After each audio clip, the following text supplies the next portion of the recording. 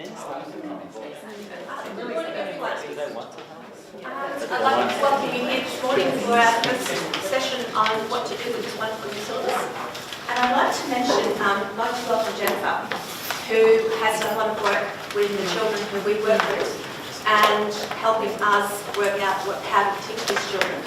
As a lecturer in English and EAL at QUT, Jennifer has also had real-world experience in schools and English language culture, so she knows where we're at and what we're doing.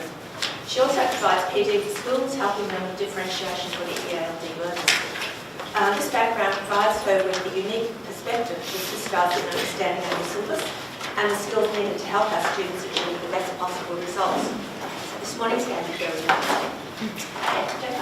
Thank you. Well, hello everyone, welcome. I look around the room and I see a wealth of knowledge. So hopefully together we'll work out this new syllabus. I know on the flyer it said that you'll be working with an expert in Unit 3. I would like to debunk that myth right up front. I'm not an expert on Unit 3, but I've done a bit of thinking about it, hopefully. I hope we've all done some thinking about it, and we can come together today to make it clearer in our mind about what we need to do. Before I begin though, I would like to acknowledge the traditional custodians of the land in which we meet and recognise that this particular location has always been a place of learning and teaching for the local Indigenous people. And in fact, I live across the bridge, the Green Bridge in Dublin Park. So this whole area, of course, is a special place of learning and teaching for me. I did my undergraduate degrees here, and so I just love coming to UQ and wandering around the Great Court. It's such a beautiful space. So welcome everybody. As Denise said, I'm a lecturer, senior lecturer in the School of Teacher Education and Leadership at QUT. So I don't work for the QCAA. And I often, though, do PD for ETAC, and I always love working with teachers in professional associations such as ETAC and COTISOL. I've had a long history with Gay and Andrea and others in COTISOL as well. So I feel very privileged to be here amongst all of you.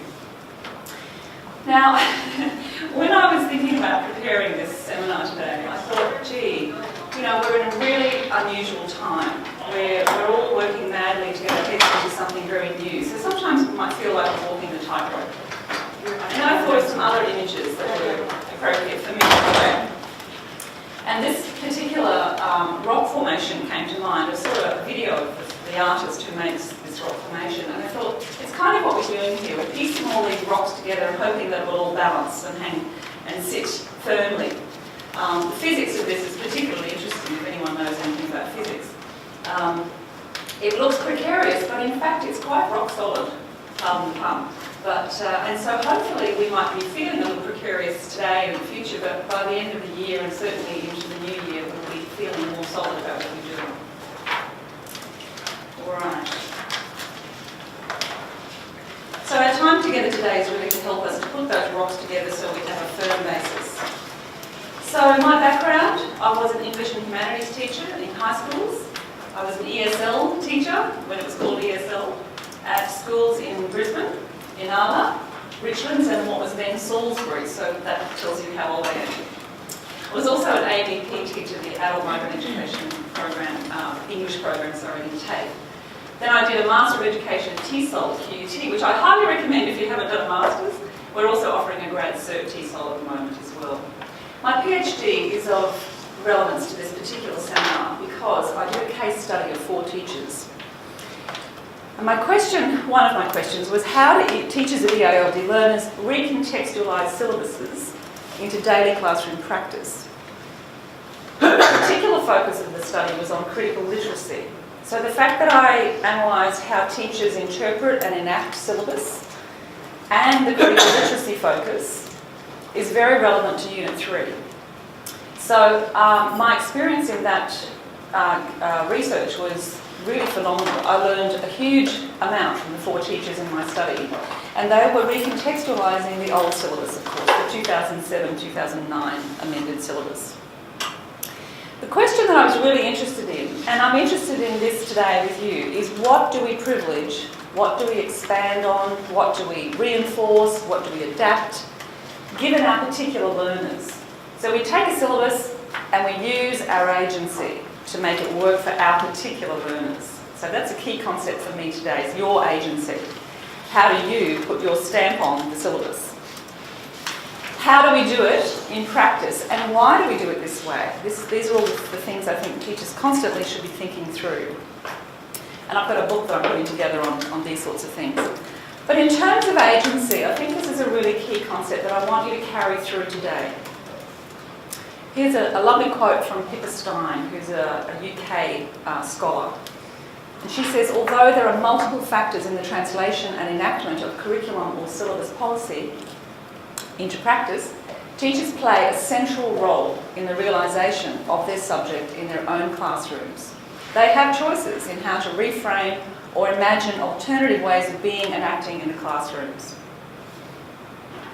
So although we have a prescribed syllabus, and the QCAA will tell you it's the most prescribed syllabus we've ever had, even though we have that prescribed syllabus, we still have agency to think through what are the best ways of enacting this with our particular learners. Barbara Comer, Australian scholar from the University of South Australia. How teachers interpret and enact an approach are contingent on many factors, including the children in their room, their own histories, their professional knowledge, their experience and their pedagogical repertoires.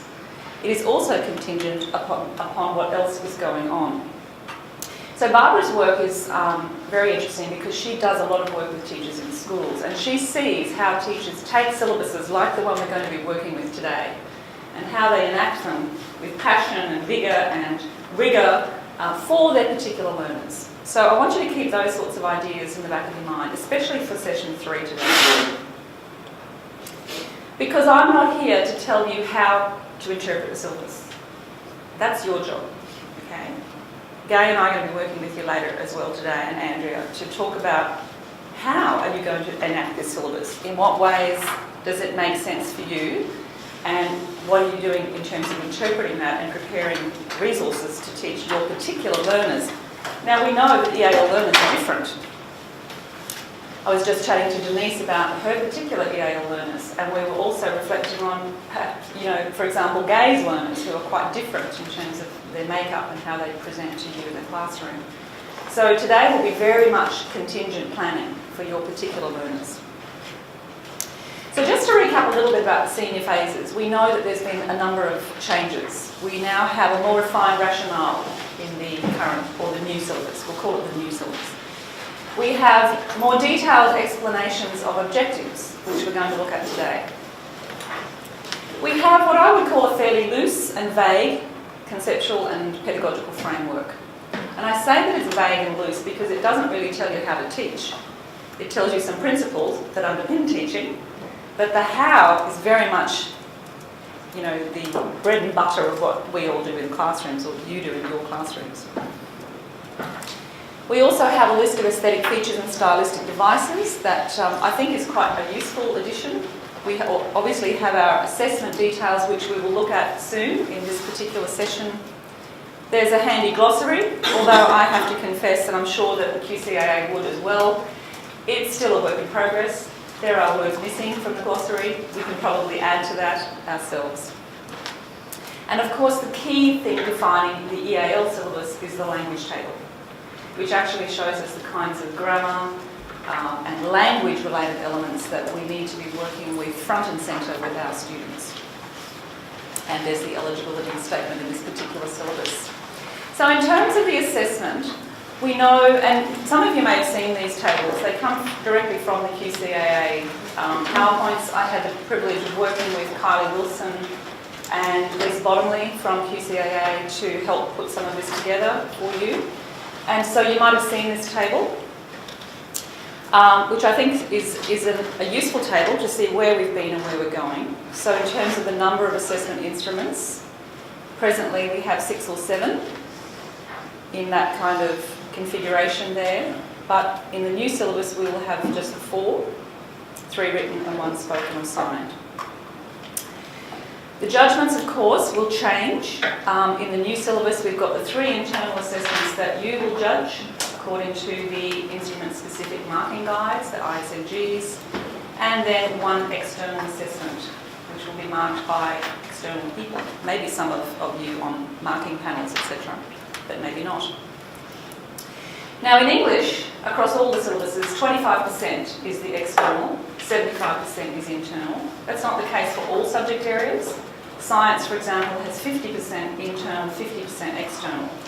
So that shifts the balance. So we actually have a lot more power, in a sense, in terms of working with our students across 75% of their assessment. So that's really great news for us. We're not handing half of it over, so to speak.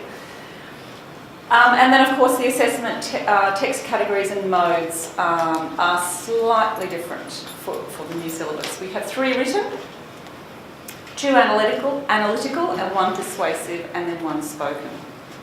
And I'll talk a little bit more about the relationship between those analytical ones in a moment. We will be doing some talking in groups very soon. Now, how many of you have actually got the syllabus with you, either in print form or digitally? Awesome. Could you take that out, please? We'll have a little look at some aspects of the syllabus. If you don't have it with you, I'm wondering whether you could buddy up with someone who's got it there, just to peek over your shoulder. If you're like me, you might have printed it out, bound it, put sticky flags on all the sections so I can quickly find things. Or maybe, oh yes, we have a sticky note friend here. Very good, I can't live without them. Fantastic. Some of you may have it digitally, and it's not a bad idea to have the digital version and constantly be checking the new versions, because I know they'll be updating them. So this might be superseded before too long. But this just helps me to get my head into it.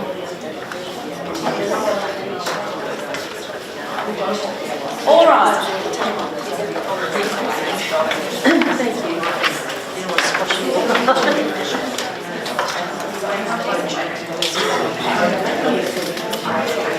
Can I just refer back to this slide for 1 minute? Thank you, everyone. I just wanted to say that with the reduction in the number of assessment items, this gives us a lot more time and opportunity to really go deeply into language, especially writing and speaking, the productive modes. So we can really see this as a positive opportunity to do a lot more of that lovely detailed rich language work that we need to do. And to spend more time on explicitly teaching those things with our students.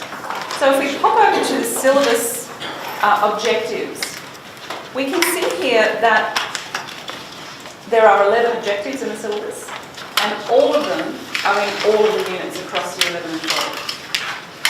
Our focus today is Unit 3, so you can see that Unit 3, like all the other units, is focusing on all of the objectives. So there's what we might call a consistency, okay, across the 4 units. Now what I'd like you to do is have a look at page 6 to 7 of the syllabus and just work with someone beside you, or your whole table if you prefer. And I'd like you to read the full description of these 11 objectives and discuss what they look like in your current practice. Okay, so on 6 and 7 you'll see that these are sort of expanded to contain more information. Have a look and talk about them in terms of what you currently know and do with your students. Alright, try to make connections to what we currently do. Because these are the same as the assessment objectives.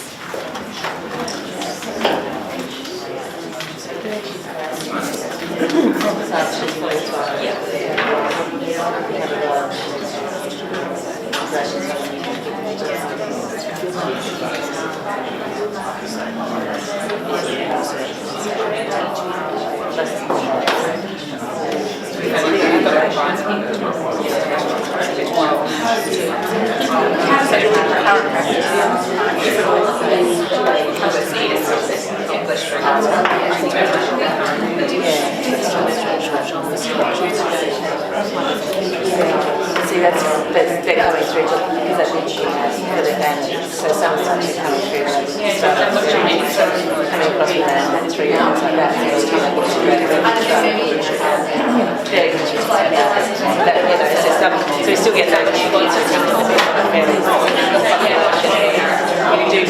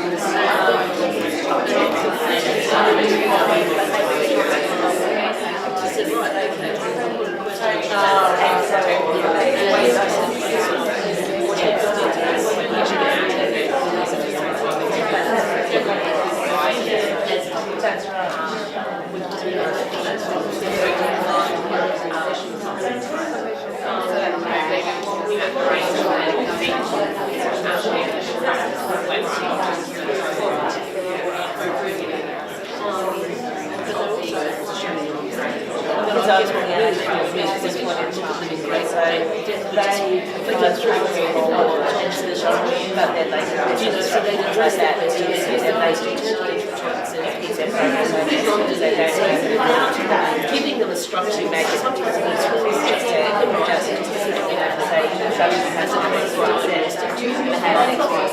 but just in that thing, and that's it. Take the scaffolds away, just go there and close or whatever else. Maybe depends on their knowledge and they can actually follow and understand as well. That's right. Sometimes it is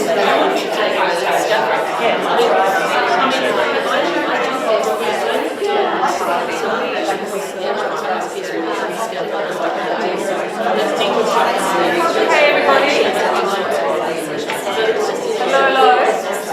Can everybody just come back together then? Just finish off what you're saying. So now I just thought maybe we'll just have a few people sharing the kinds of things that came out of that little buzz conversation. Would anyone like to offer some reflections on that?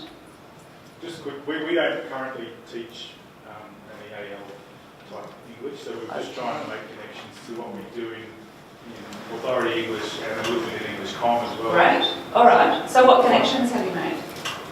Just that we talked about the genre conventions, and in English comm it's very particularly you're creating very specific texts for very specific audiences, and so there's obviously a lot of different genre conventions you've got to teach before they can replicate. Absolutely, that's right. And it's interesting you use the word replicate, so you're explicitly instructing them. So you can see there's connections here with the similar framework. Right. So someone else who is teaching the current 2007-2009 ESL syllabus. The connections. So we just talked about, I guess, the fact that, for a lot of our students, they do prefer the formulaic. And that there's that need for the formulaic as well. But I also just threw in there, so what I do, obviously when it's an assessment task, we will model and scaffold and deconstruct and do some joint construction because it's important, because this is an assessment task. But during the unit, diagnostically, and I just said I did this last week, for example, we've finished Acts 1 and 2 of Macbeth, and I threw a question on the board that relates to what we've been, to the focus of the unit. And I said, I'm giving you 15 minutes, write a paragraph answering this question. No scaffold. But for me, that's a diagnostic tool to see, number one, how much have they absorbed of what we have discussed in class, of what I've been kind of, explaining, unpacking, whatever you want to call it, but also to see how much they know of the structure, or it gives you a starting point, in terms of okay, so they can all write a paragraph with a topic sentence. What else do we need to do, and what to focus on? Is it actual structure? Is it language features? What is it that we need to work on? So it serves two purposes, both to check for understanding and doing it at junctures rather than waiting till the end. So you can see what you need to go back and possibly revise. But at the same time, it gives them, I actually think sometimes we don't allow them the opportunity to write without structure. And particularly if they're OP eligible students and doing QCS, where they go in and suddenly they're faced with a stimulus where there is no structure and there is no question, they actually need to develop those skills as well to actually attack a question without a scaffold. I'm not advocating, because I do believe in scaffolds and models, but they need practice in that aspect of it as well. And we'll come to that point too, around the relationship between Unit 3 and the external examination, okay, because they're connected. But can I just say one thing there, Gay, and I'll come to you next. You talked about getting them to write, to respond, to do some writing. Which of the objectives here do you think that's connecting with mostly? So using the patterns and conventions. Yes. We didn't get any further than that, actually. Can anyone else see where that might connect? Definitely number 2 as well, because they've got to understand the relationship between the writer and the audience. They were creating, they were analysing a representation in my case. Someone said number 7? Yes, definitely. Yes, number 7. Number 8. Yes. Number 9. Okay, great. Okay, and what were you going to add? So we have the current EFL syllabus. I don't teach it, but in our discussion, many of the teaching and learning experiences are very similar to what would happen in a general English classroom, and I feel like the greatest difference would be around sort of objectives 10 for your grammar and language structures, and perhaps your 8 with cohesive devices, so those particular fine detail language, so more explicit instruction around grammar particularly is really important with the ALD learners. I'll just add to that, I guess, because this is year 12. I mean, we've had them for a few years, but it's certainly from year 11, we have just hammered home a lot of this. And I guess what was refreshing for me is when I picked up the 60-odd bits of writing that I had, is they all had the convention, so they all had a topic sentence, they had the appropriate register, they all wrote formally, nobody used I. Do you know, so they actually attacked it as a literary essay, and their use of language, even though there were lapses in accuracy, so, subject-verb agreement is always a biggie, but they all use present tense because I've hammered home the literary present. And so you can see that they're working towards it, but we do it very explicitly. And so you can see that they're taking it on board, but they need constant practice at it. So I love the way Gay goes straight to the pedagogic. She goes straight to the teaching moment, which is what I love about Gay's work, is that she knows how to teach this stuff. So can I just take that point and Jennifer takes it back to the theory again. What you're saying there, Gay, I think, and correct me if I'm wrong, is that number 10, where it says use grammar and language structures, okay? In order to use something, you have to know it. So it doesn't tell you to teach grammar, but that's implicit, isn't it, in that objective. So, and that, how long is a piece of string when it comes to teaching grammar? There's so much to learn. Well, it depends on the learners. It and does. what point they're at. Exactly. And it depends on the task that you want them to write, all sorts, or speak, all sorts of things come into play. So that's where your agency and your interpretation and your knowledge, professional knowledge, really comes into play there about what to teach and how to teach it. We were also just talking about, I guess, the first of all, about activating prior knowledge in students and not assuming that they have the cultural capital to understand a text like this. So we just like a lot of our students would really foregrounding explicitly the cultural assumptions that are in a text, but also that trying to find connections with their own culture. It's really a connection that way as well. That's right. So you can see by the language of the objectives that it's all about doing, about the students doing things. Well, you can't do until you know. So we need a bedrock of knowing around all of these things to do with language, conventions, grammar, cultural assumptions, etc. Andrew? I think one of the things that I find with my students is when they come in year 11, there'll be, a quarter or a third of them who will end up at the end of semester 1 on a D, and they actually don't meet the criteria. And I think where the difficult thing is you can have students who might even be able to write quite cohesively, but they don't analyse. And so they might give evidence, but then they don't elaborate on that evidence, and so they can't meet us in criteria. And so it's that mix of teaching language skills, but also teaching thinking skills, and then teaching how to express those thinking skills and what that looks like. And that segues beautifully into the next part of my presentation. Thank you, Andrew. That was not planned. Because you're talking there about the cognitions, the thinking, and the cognitions are driving the syllabuses now. So we can see cognitions here in the objectives. So we're going to come to that in a bit more detail as well. And I'm going to give you a list of cognitions that the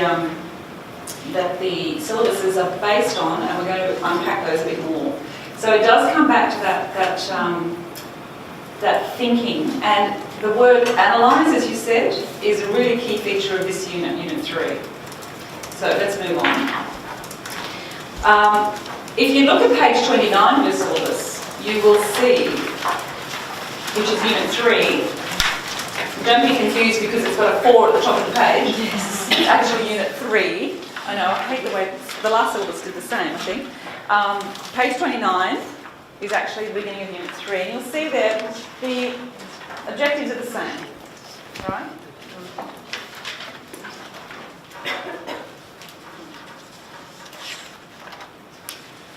So we have syllabus objectives, we have unit objectives, and assessment objectives, and they're all the same. They all just dovetail in. Okay, so on the one hand, that might be a bit daunting to think that all 11 objectives have to be addressed all the time. But I think that's something that teachers will work out. You know, this is something we can talk about in session 3 today, and we can certainly keep that conversation going in your schools. So the focus of today is Unit 3, and it's called Issues, Ideas and Attitudes, and I've got a copy of it here for you, so I'm going to be handing that out soon. A copy of a sample Unit 3. Okay, we're going to be looking at a sample in detail. But in terms of the syllabus, the unit's focus is building and consolidating their capacity to examine how texts work. So, talk about opportunities to teach language and language conventions and generic structure. You know, this is it. But it's more than that too, because it's also about representations. So I'm going to talk a little bit about the underpinnings of the syllabus in a moment.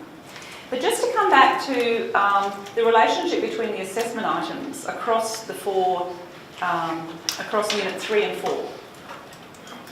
So at the top of the screen you'll see we've got Unit 3, and then at the bottom is Unit 4, and right at the bottom you'll see the external assessment is an analytical written piece. Right? Exam conditions with a scene topic. And you'll see at the top here, in Unit 3, you've also got an analytical written. So these two are meant to be mirroring each other. And I think that was a really good move by the people who prepared this syllabus. And I remember being a critical friend on the reference group for this particular syllabus, and I remember remarking that I thought that was pretty clever, because in fact you are then scaffolding EAL students for success in a very, very concrete way, which is a great thing. So they'll have the chance to do a lot of rich discussion and exploration of what it means to analyse and what it means to write an analysis in that first internal assessment for Unit 3.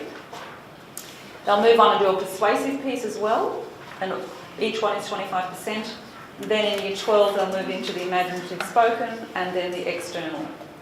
So the first semester of Unit 3 is where we really get into the analytical written work.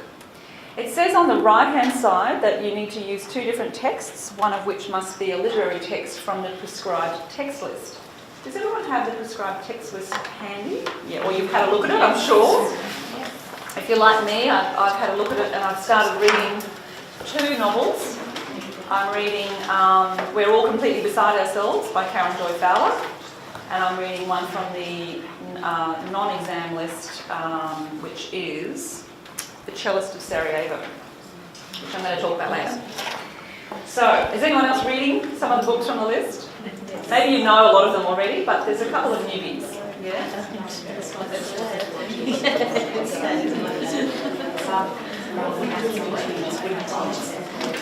So you'll see then in for the internal assessment 1, for internal assessment 1, you have to have 2 different texts, but only one needs to be from the prescribed list. But 2 can be. You can have 2. Okay, you'll see in this unit that they've actually used 2. In the internal assessment number 2, which is persuasive, there's no prescribed text required for that particular unit. You can use whatever you think would be wonderful to use. In Unit 4, IA3, Internal Assessment 3, you're going to use one literary text from the prescribed text list. And then there's the external assessment, which is based on one literary text. But our focus today is Unit 3. So really, the bottom line is you have to use one literary text from the prescribed list in Unit 3. But you could use 2. Or you could use more, depending on your choices and your students, right, and your context. So that will be up to you and your schools to decide. But they must study 4 texts from the prescribed list across Units 3 and 4. Okay. So from the syllabus itself, we need to be thinking about the following when we select our texts. 1 complete play, 1 complete prose text, complete as in study the whole book, not just bits of it. A selection of poetry, about 5 poems they're suggesting, and a multimodal text. And here's the thing that a number of teachers have been asking. A text studied in Unit 3 or 4 cannot be studied in Unit 1 or 2, so you can't double dip. It has to be a whole new text across the 4. Okay. And Unit 3 needs to include the study of some media texts. All right, you probably know all of that. Okay, so today's focus, Unit 3. I'm going to try and unpack what this particular unit is actually on about, to put it in very basic terms. So it says in the syllabus that Unit 3 is about issues, ideas and attitudes. In Unit 3, students build on and consolidate their capacity to examine how texts work as they analyse and respond to representations of contemporary social issues, ideas and attitudes in a range of literary and non-literary texts, including media texts. Now, if I was an English teacher, I'd probably put in the margins, please divide this sentence by 2. It's too long, however. Students investigate, explore and analyse how meaning and perspectives are shaped by the relationships between language, purpose, text, contexts and audiences. Now, if you're like me, you're doing the link to theory here. You're thinking, okay, I see where this unit's going. Now I know what this unit's all about. The unit focuses on providing opportunities for students to respond to and analyse a literary text and to examine and create persuasive texts for particular purposes and audiences. The words in bold are the ones that you'll find in the syllabus objectives, so that you can see the relationship between objectives and the unit description. So what this syllabus is doing is it's constantly referencing itself. It's doing the internal referencing across the whole syllabus, as most syllabuses would. So those words also would appear in the glossary, which you may also have had a good look at. I know the QCAA are particularly interested in teachers looking at the glossary because it defines the terms as they see they should be defined. But as I said, there are probably some terms that are not in the glossary that you might find are useful, and they may end up in the glossary in a further iteration of the syllabus. Good morning. The bits in green that I've underlined here are the parts that speak to me about theory and models of teaching language and literacy. So that's kind of what I want to go into today. Do any of those words in green or phrases in green resonate with any kinds of theory that you might know about language and literacy or models? It's very much critical literacy. Critical literacy? Indeed. Anything else? What parts are resonate with critical literacy for you? The relationships between language and text, context, the audience. I mean, really, it's the whole thing. Over here. Yeah, representations. Thanks, Aurelia. Aurelia was one of my students a while. We worked out 10 years ago. Good Lord. And we did a lot of work on that, didn't we, in class? So representations definitely is part and parcel of a critical literacy approach. I'll explain how in a moment if people are not really familiar with that. Anything else though? That you Relationship between language, purpose and text. Yes. What does that say to you, Meg, about theory or models of teaching language? quarters, the different modern unit choose different language choices? Yeah, okay, so language choices is a great word to use, so we'll pick up on that soon. All right, so the syllabus doesn't give you the underpinnings, the theoretical underpinnings of what it means to be literate or to use language. And it doesn't give you any second language theory either, second language learning theory. So I suggest you come to QUT and do a graduate certificate in TESOL and we can teach you some second language learning theory. But what I will say is that I think this syllabus is drawing on two key theoretical framings. Obviously, it's drawing on the old text in context model. Now, many of us have been teaching for many years. We've been through numerous iterations of syllabuses, and this model has been there for a very, very long time.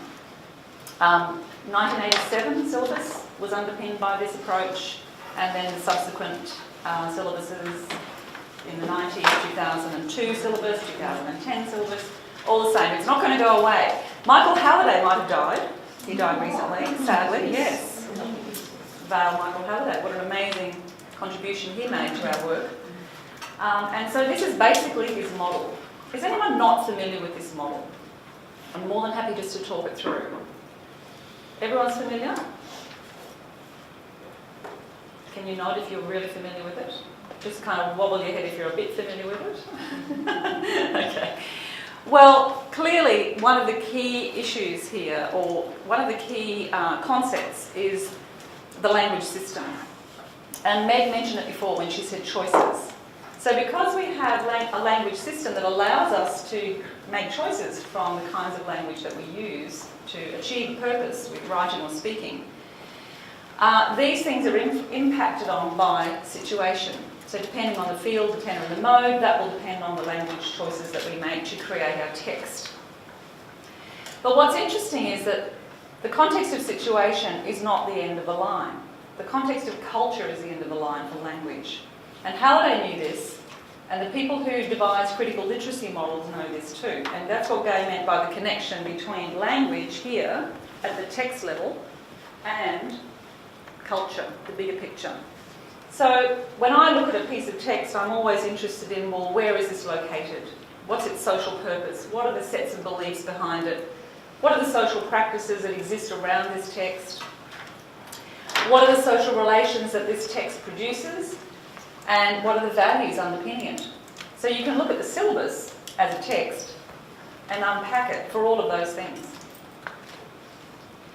Okay, so that to me is a key underpinning of the syllabus here, which is no different to the syllabuses that we've been working with. So we're in safe territory, we know what we're doing. This particular syllabus, unit 3, okay, also has a very firm critical literacy focus. And we can tell by looking at some critical literacy theory and looking at how this then is reflected in the syllabus wording. So here's a couple of quotes from some of the big critical literacy theorists.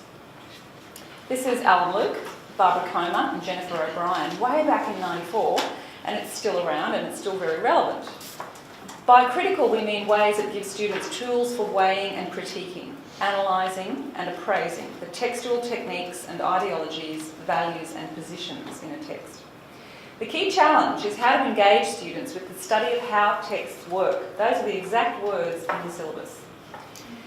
Semiotically and linguistically, while at the same time taking up explicitly how texts and their associated social institutions work politically to construct and position writers and readers in relations of power and knowledge, or lack thereof.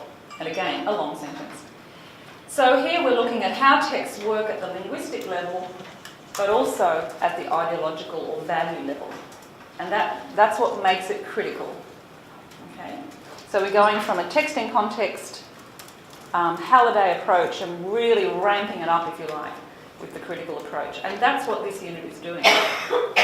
Words such as representations give that away.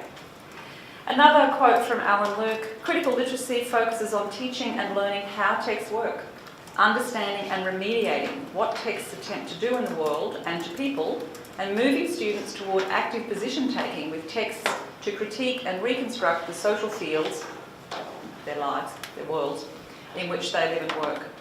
So I think those particular wordings are not random in the syllabus, they are deliberate. And this particular unit, Unit 3, I think has a pretty firm focus on critical literacy. So what does that mean for us as teachers then?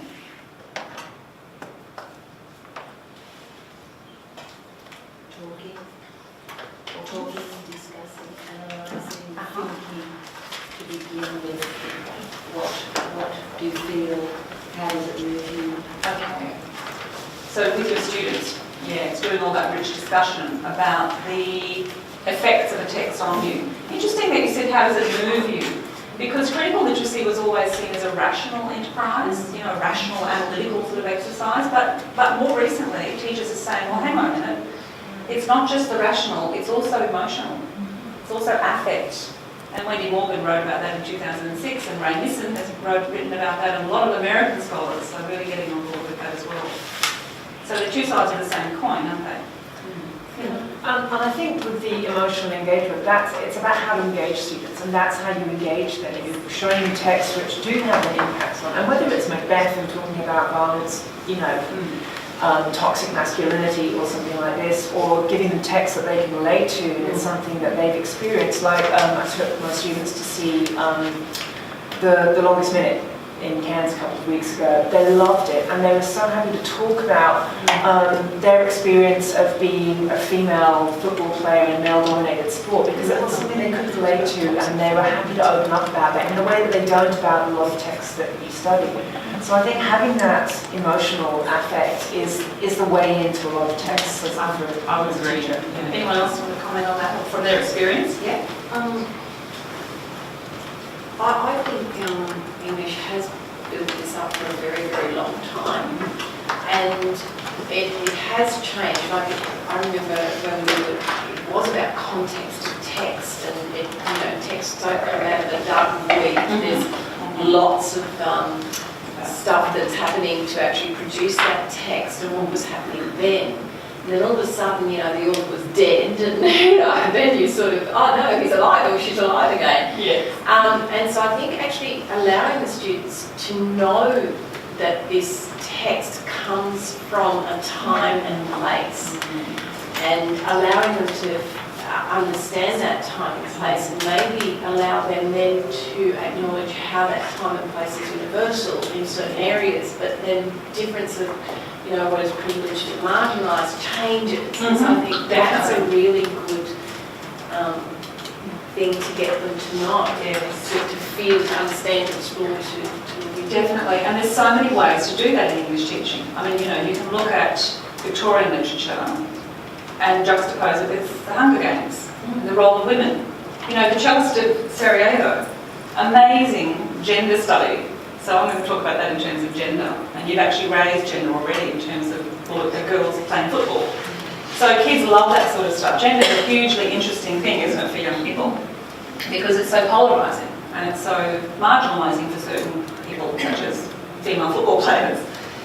So I think those things are really, really great that you're interested in doing that with your students, because this Unit 3 is exactly where you can do it. And just in terms of a point of differentiation, I guess, between English and EAL, is that for us, often our students don't have those cultural understandings.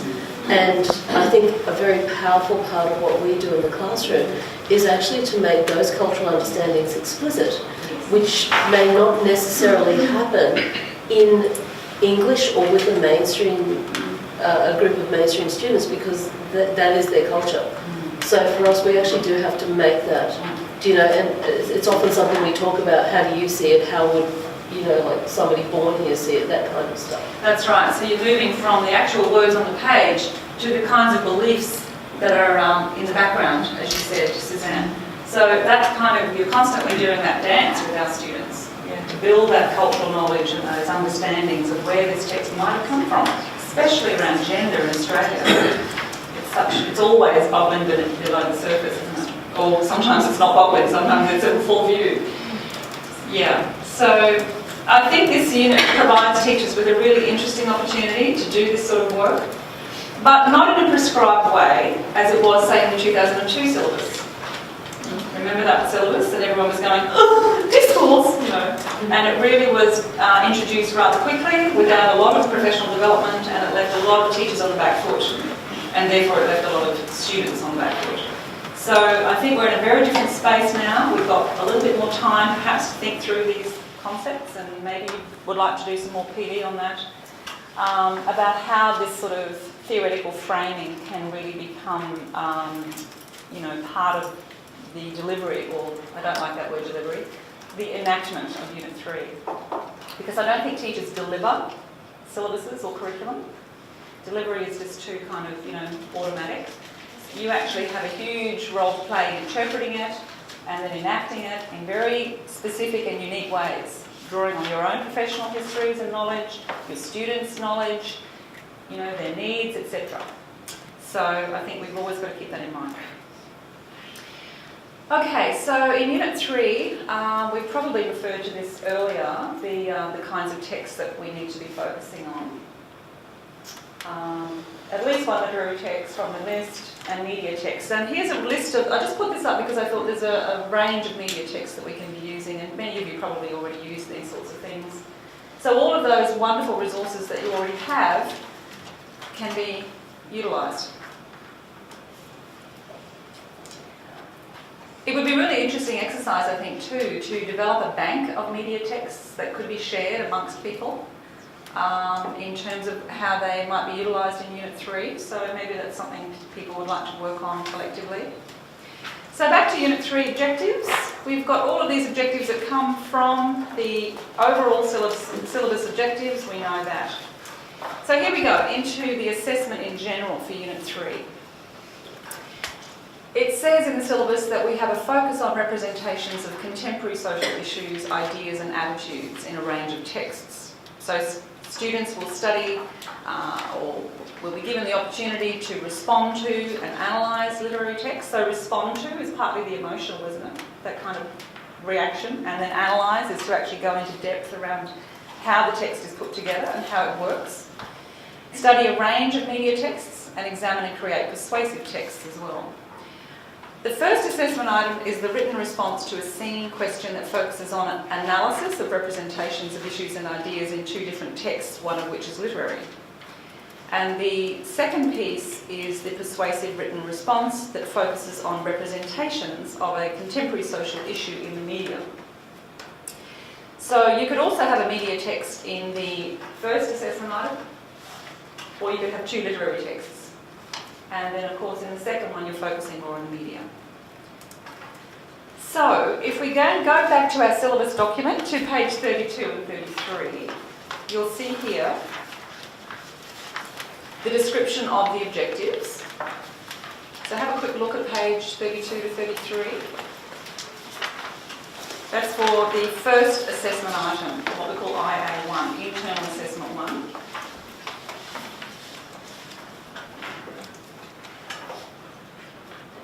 And then if you skip across to 37 to 38, we see the same objectives are there for the second assessment item. So the QCAA is interested in working with teachers to what we call backwards map from assessment. Now I don't know about you, but I think we've always backwards mapped from assessment. It's the way I was taught to teach English back in the 80s. So this is nothing new either, but what we need to know is, well, what is this assessment item? And we need to know this particularly for Unit 3, assessment item 1, because that's the analytical written that the students will have to do in the external assessment piece. So I think we need to get our heads into both, the persuasive and the analytical. But I think particularly the analytical, because a lot is riding on that. Almost 50% of the mark for a student is riding on their ability to analyse and write analytically. Now, I would say that there's a whole lot of things going on there. I mean, clearly it privileges the written word. It doesn't give students the opportunity to do a great deal of design outside of writing. And let's face it, analytical writing is not particularly design-based. It's not particularly creative.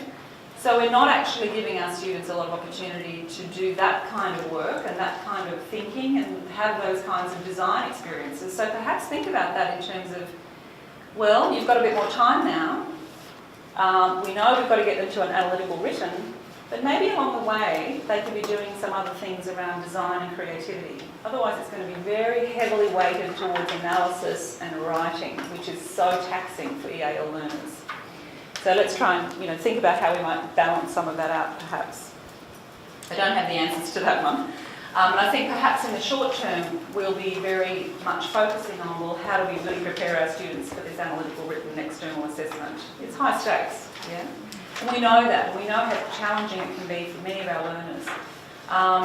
But I think keep that in mind that over time you'll become much more confident with preparing them for that based on Unit 3, and so then we can maybe relax a little and do some other things. So let's have a look at the exemplar Unit 3. I'm not sure if you've seen this already on the website, if you've been in the portal. Can I just guess? It's not out. It's not out? Oh, I'm privileged. So let's pass these around. Let's take one and sort of scatter them. A lot of things like full rules. So in Unit 3, I have materials making out. Yes, so I'll go back. In the one that Yeah, in English, you chose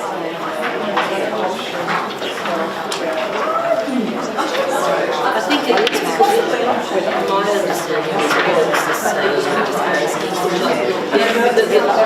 film or the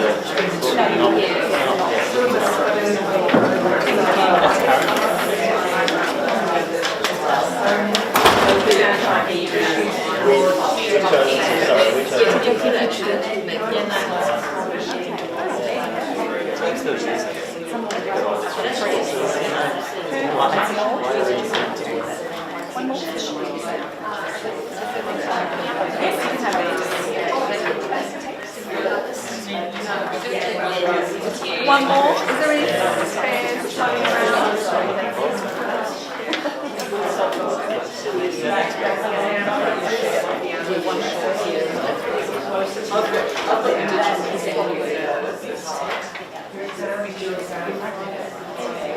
Anybody else need one?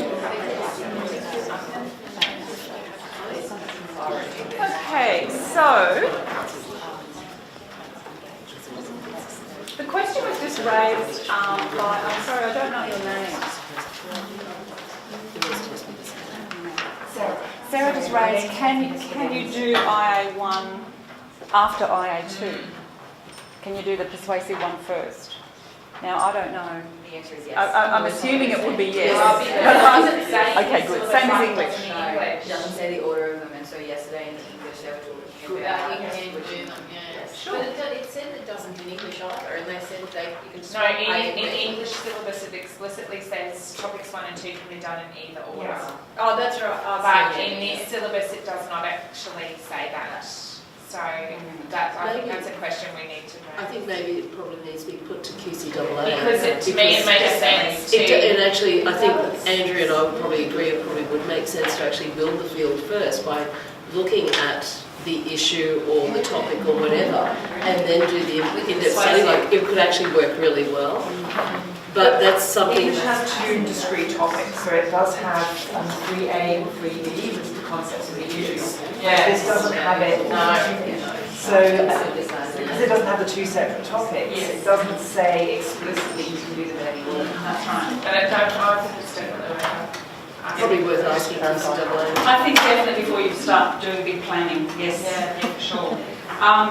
The interesting thing is that you've got the topics in English, but we don't have them here. That gives us a lot more freedom, to actually bring to bear on our new planning lots of the great things that we know work. Like, as you said, you based your decision on switching the order, knowing what might build the field better, which is a second language learning principle, building the field. And just about the topics, I think we were quite deliberate with the topics. They've actually come from the Australian syllabus, or from the Australian curriculum. So if you look at the EAL in the Australian curriculum, that's what we have mirrored. And in some ways, I think it was probably quite deliberate on our part because it actually allows teachers to really consider their cohort and the context that work or topics that work best for their cohort by leaving it just that little bit more general. That's right. I think that's a wise move. And also linking it back to the ACARA Year 10 work is also very useful, isn't it? Because it starts to prepare them. Okay, if they're in Year 10, which one? So let's have a look at this unit of work. Again, you'll see the number 4. Don't be fooled. I'd like you to have a look at the assessment on page 2. So it suggests 2 summative items.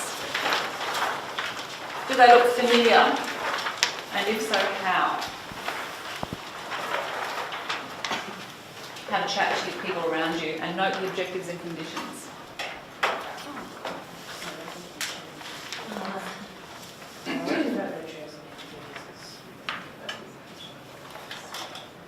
So it's the top left corner of the table, you've got the assessment items. This is a sample unit.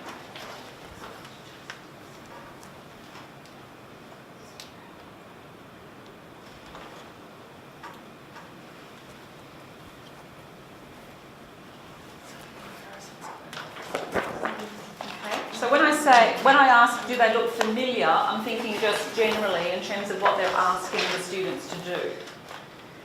So the first assessment item says it's an analytical written response, and the context says you have been studying the play Black Diggers and the film Hidden Figures. You are now to write an analytical response to the novel under examination conditions to a scene question. The task is, to what extent do the play Black Diggers and the film Hidden Figures suggest that shared experiences build a sense of belonging? What's familiar to you, if anything, about that task?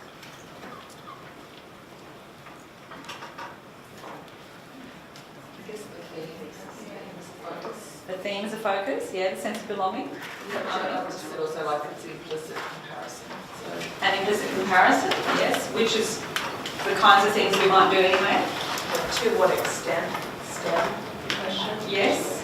To what extent? Is that a common thing that we would use for analytical work? Yes. Okay.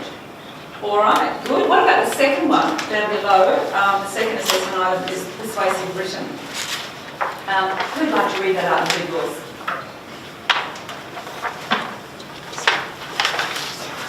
Nobody?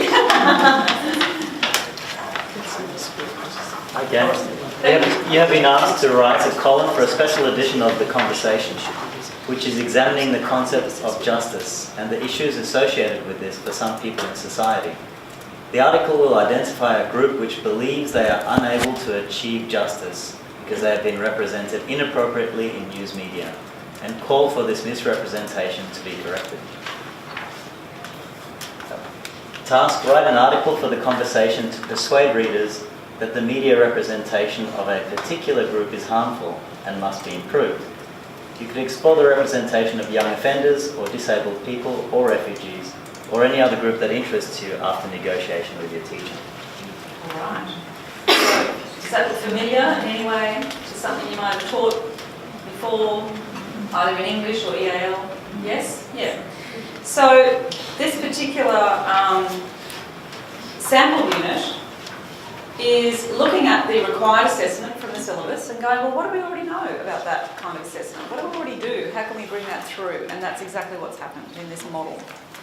So you note the objectives the objectives in the middle of page 2 and the conditions on the right-hand side. So you'll see all 11 objectives are there for both. It's just all through the syllabus. And then on the right-hand side, you see your specific conditions. And again, they are quite familiar to us. Now, with Assessment 2, EAL students have open access to resources. But in 1, they've got no notes allowed. So that first one, the analytical written, is really asking a lot of our students. So that's the one, I think, in Unit 3 that we really need to make sure we are across. Maybe not by the end of today, but certainly by the end of the year, before we start. All right, so backwards mapping then from that assessment, right? Now what happens is the teachers have sat around and designed the assessment item, and then they've thought, well, how do we get our students to that point? It's the same process we would go through with any unit planning. So now I would like you to flip over to page 3 and have a look at the first 2 hours. Now you'll flip through, if you flip through the whole unit document, you'll see it's chunked into hours, 2 hours, 2 hours, 6 hours, etc. We don't have time to do the entire thing, so we're just going to do a little dipping our toe in the water exercise to just look at the first 2 hours. And I want you to look at the connection, I want you to make connections. Take a pencil if you need to. Make connections between the subject matter, which is in that first column, and the learning experiences that these teachers have planned for their students to do. So these are the actual activities or tasks that might be done in class. So we're looking at subject matter and the sample learning experiences. Just for the first 2 hours on page 3. That should say 3, not 4. Sorry, it's page 3. You can do this in your table groups. I've just suggested doing it in a group. But what I would like is for each group to divide up into 3 subgroups. So I'd like one group to look at the understanding texts part here. What activities are connecting with understanding texts as an objective? What activities are connecting with the language and textual analysis part? And what activities are connecting to the responding and creating texts? So you're moving from syllabus objectives to learning experiences and back.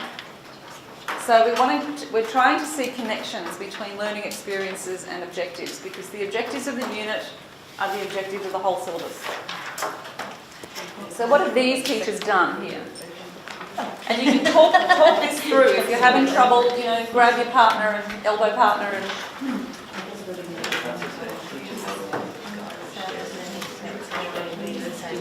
Yeah, Suzanne, do you want to organise your table here?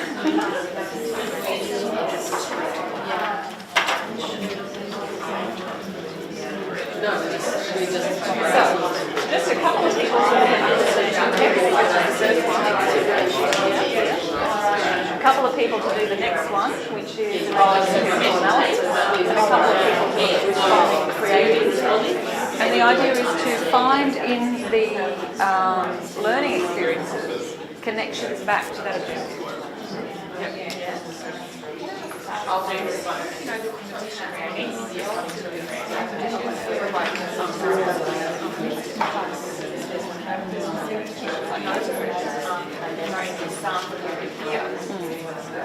What does that it used to be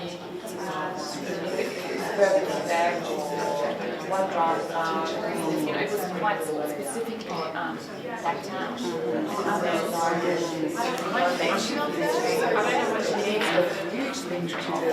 don't know which ones are which ones are not. That's a good question, and I don't know the answer to that. So we're going to follow that up with Lisa. Lisa Bottomley. Yes. So that's a great question. So at the end of today, I'm going to give you a chance to write down questions that we can then take back. So keep that question on your list. Absolutely. Yeah. Because that then impacts on your learning. That's right. So let's say we might keep a number of options in mind today until we have the answer. I might be able to find out the answer sometime today. Okay, it's not too worried.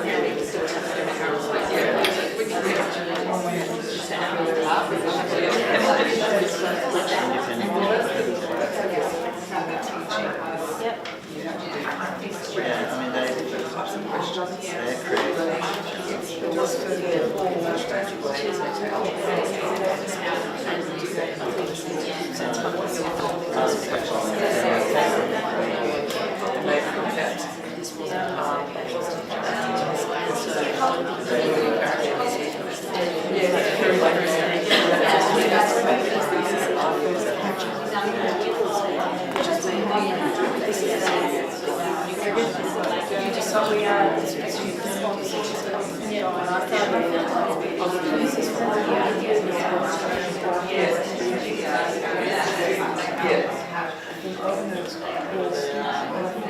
That's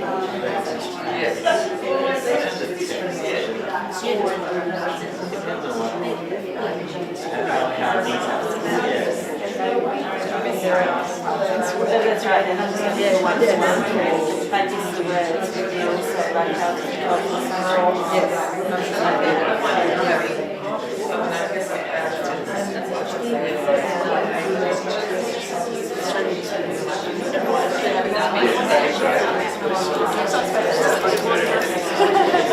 I guess if we should say, come up with a 1 minute talk about it,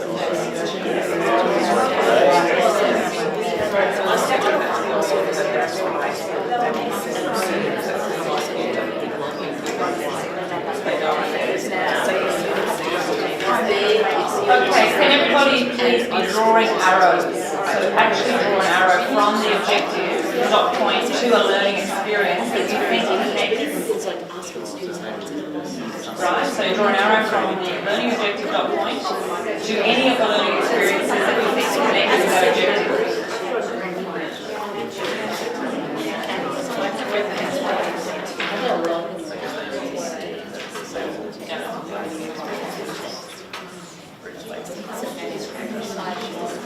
Because I think the key thing is going to be learning these objectives. Once you've taught this syllabus for a few iterations, you'll know these objectives off by heart.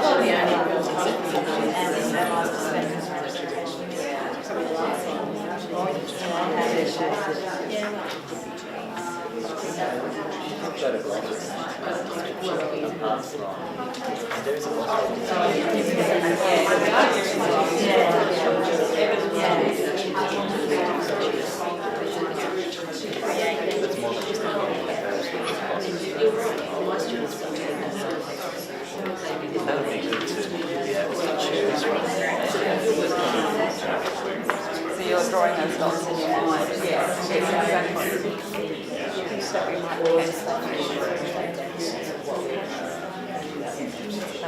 And a lot of it's based on that's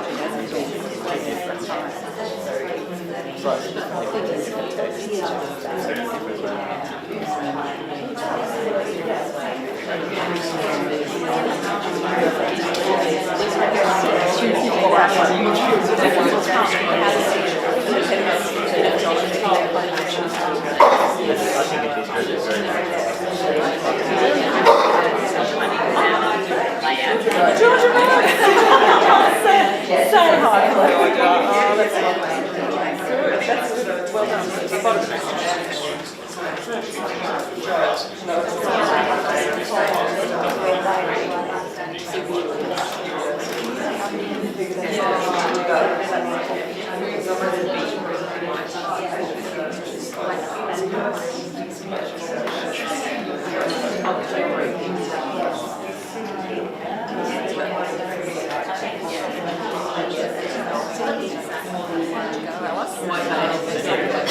So you can see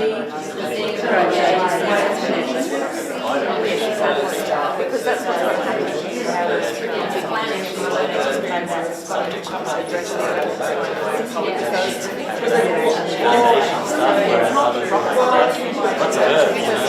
plotting through and then of course here is where you get plays. So it's one of the ways where you play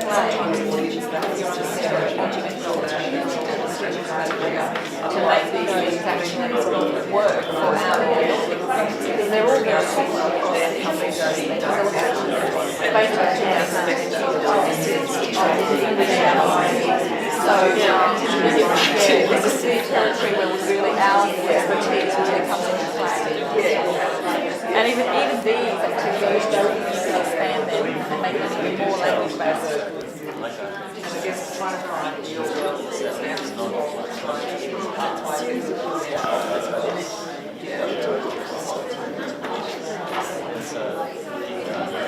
So,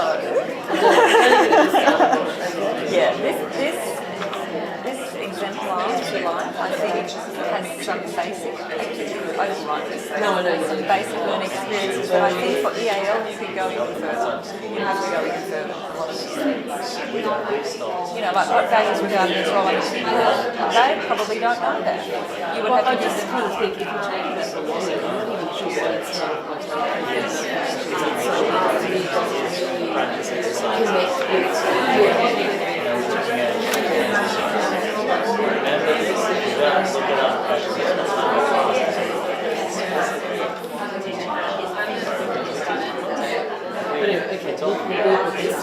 yeah. So that's where you would bring your particular knowledge and your experience to bear, and you will change that. You realise that we all have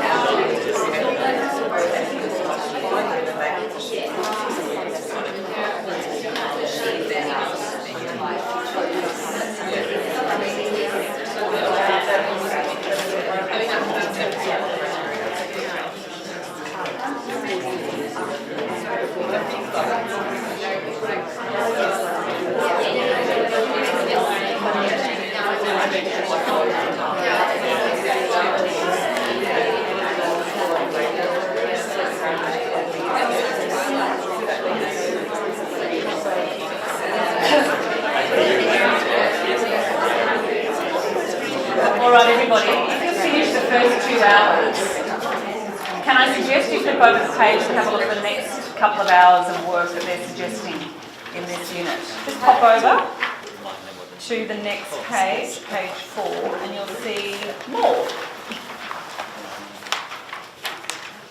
And you can also have a bit of a look at the teaching and learning factors in the next column across, most of which is the 21st century skills.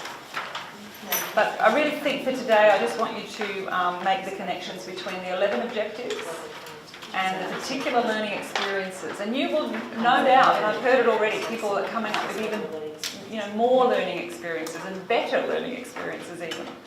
But I think it's just a matter of getting used to what this unit template looks like, because you're going to have to write one yourself. So keep going with the next 2 hours on page 4.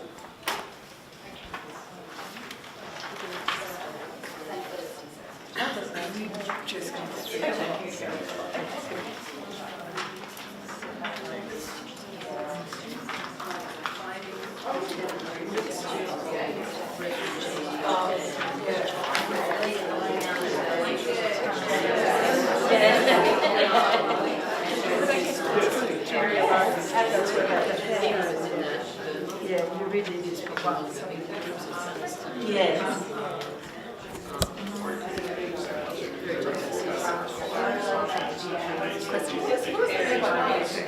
Collocations, where words travel together, like compared with, so you often have a preposition with a verb that travels together. Collocations, so, yeah.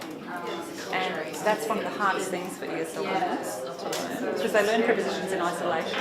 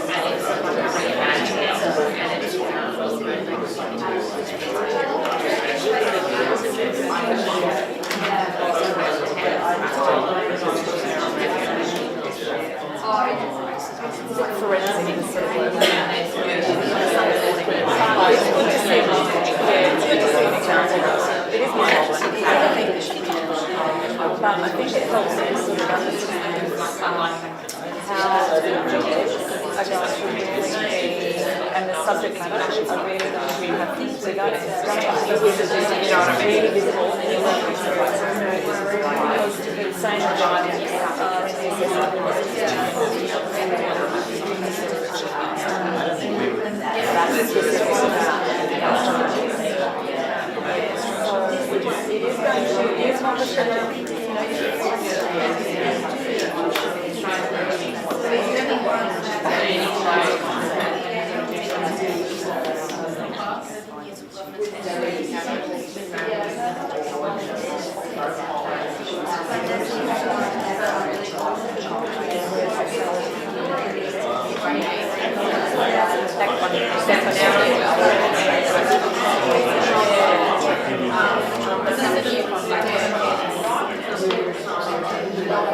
Yeah, I guess we do that when we deconstruct this. What's the task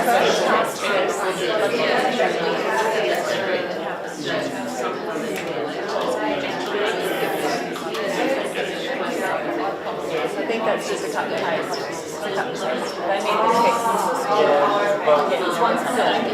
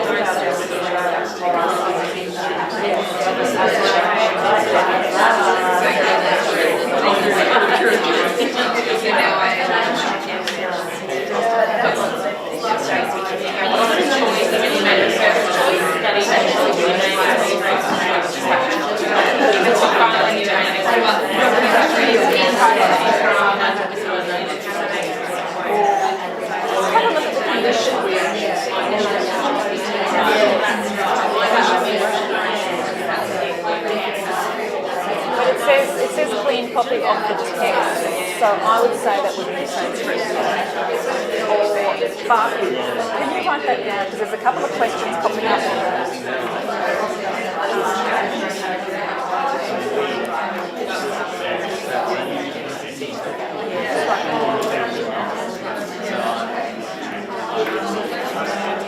Okay, everyone, we might have to move on. This is what exercise look like.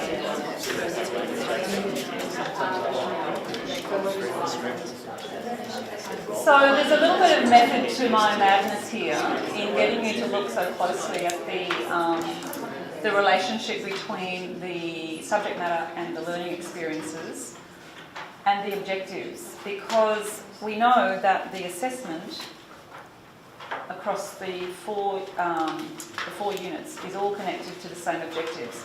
So we've really got to make it explicit in our planning. Two things, I think. How the learning experiences in that middle column actually teach the subject matter and represent or reflect the objectives, and also the ESL-ness of it all. Okay, now I say that quoting, who was that ESL-ness? I think it was one of the participants in my PhD. She was bemoaning the fact that one of the syllabuses had lost the ESL-ness of it all. So this is our opportunity to put the ESL stamp, the EAL stamp, back in the syllabus. Your learning experiences are going to be informed by second language teaching and learning theory and principles and pedagogy. So that's where you can insert that into the syllabus or into your unit plan. And I've heard a number of people talking about the learning experiences in that middle column and saying, well, I'd do it this way. And I think that's great. This is not a template, this is just a model or an example.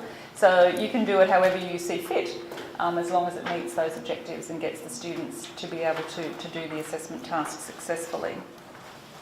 But I want to also draw attention to a couple of other things, and that is the cognitions. So these are really driving the syllabus, as I said earlier, and it's based on the work of Mazzano and Kendall. I'm not sure if you're familiar with their particular framework, but what they've done is kind of like a new Bloom's, out with the Bloom's and in with the Mazzano. So it's just another taxonomy of thinking skills, okay? And it's slightly differently conceptualised. But what I'm going to do is give you a handout of the useful verbs. You may have already seen this anyway in some of your PD, but take one of these because I want to draw attention to it today. Let me just pass those around. I hope I've got enough for at least one between two, if not one each.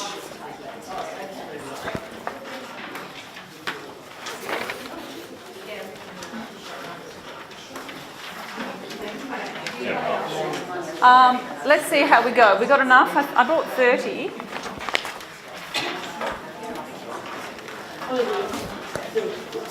Oops, it comes attached with one of my hairs.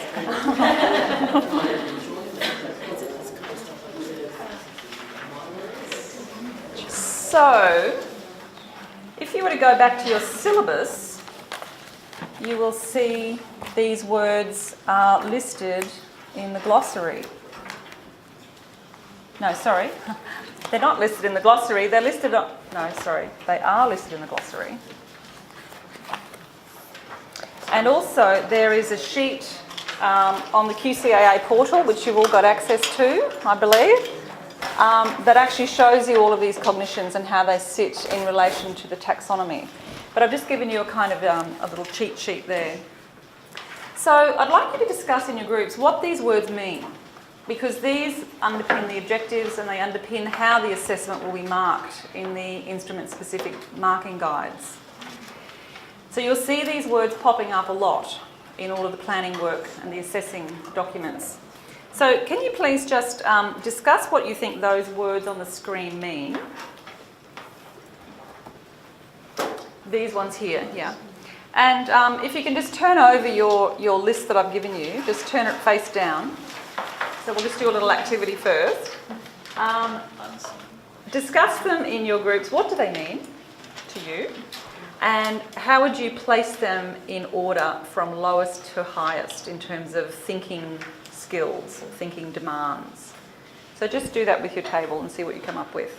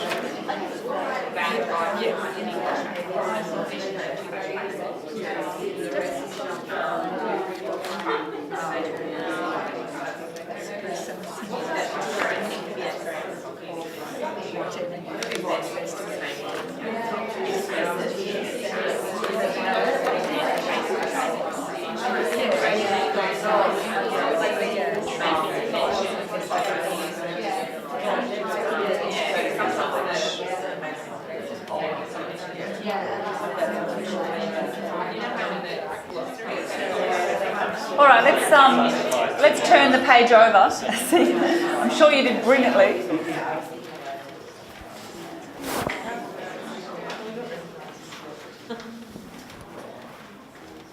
Did you have them roughly in that order?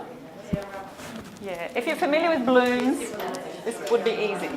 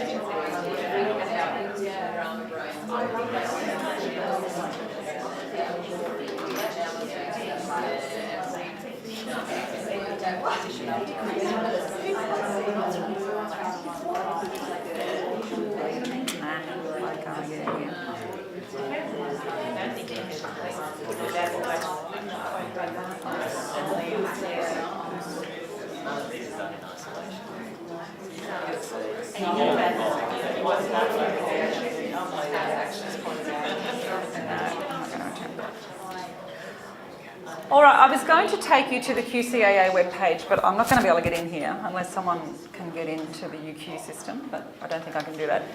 And I'm conscious of time. So I want to just finish up by saying that, this section, by saying that these cognitions are important for us to be aware of and to make sure that we're all on the same page about. So I think conversations will have to be had in schools about what we think all these words mean and what they look like in terms of teaching, learning experiences, for example. So you could go through that middle column in the sample plan now and look for evidence of these cognitions, right? And that's going to have to be, I think, made explicit in teaching. Yes, Andrea's nodding. Because the students are going to need to see the connections between the types of thinking they're doing in a metacognitive way, which is really important for learning, to be able to then make connections to the assessment requirements. So the other thing to finish on is the ISMGs, the Instrument-Specific Marking Guides. Now these are already in the syllabus for you, so if you have your syllabus there, you can have a look at them on page 34 to 36 for Assessment 1, 38 to 40 for Assessment 2. Now this is going to be tricky for you. We don't have time to discuss this today, but I did a workshop at the QCAA recently and Lisa Bottomley was very helpful. She talked a lot about how to use these marking guides. They're a little bit complicated. I'm not sure if any of you have had a chance. Yes, you have, some of you. So this will be very much a community of practice effort. We'll all be helping each other to learn how to read these and mark according to them because they're standardised now. So there's 3 criteria: knowledge application, organisation and development, and textual features. So, you know, you can see that all 3 will need to be developed for many of our EAL learners from a very low basis, if you like, or a starting point. Not for all, but for some of our learners we need to be really building knowledge where knowledge doesn't exist. Yeah? Teaching them about how to organise and develop their ideas through textual features, language, etc. And I've got here, once again, note how the assessment objectives on those pages are taken directly from the overall objectives of the syllabus. There are sample assessment responses on the QCAA portal, so I would encourage you to go and have a look at those sample responses and how they've been marked. I think, though, there's only a sample response for the persuasive text assessment, assessment 2, the persuasive. I don't think there's an analytical sample response yet. Does anybody know if there is? Not yet. Yeah, just the persuasive. So you can have a look at a student's response and how it was marked according to the ISMG. Right? So that's certainly something that you'll be needing to do in schools, to have workshops and meetings around how to do that. But I think the first thing is to get the units written. Okay, so there's time for a couple of questions, and if we can't answer them here, then this is a good person to talk to. Kylie Wilson's fantastic. She's the PEO at QCAA, and that's her phone number. And I can leave this PowerPoint on the desktop if anyone would like to take it with them. She's great. She knows everything, and she's very, very helpful. And she completely agreed with me when I said to her, so where it's really at is in the learning experiences. It's the pedagogy. It's the way we teach. And she said, absolutely. That's the space we've got to play. We don't have a lot of space to play in the objectives. We don't have a lot of space to play, no space at all, in the assessment items. But we do have space to play in terms of the learning experiences. And I'm thinking of your work at Corinda, Meg, where you do, amazing work with the kids. And I know all of you do, but I know specifically of Meg's work at Corinda High, where you make those learning experiences really matter.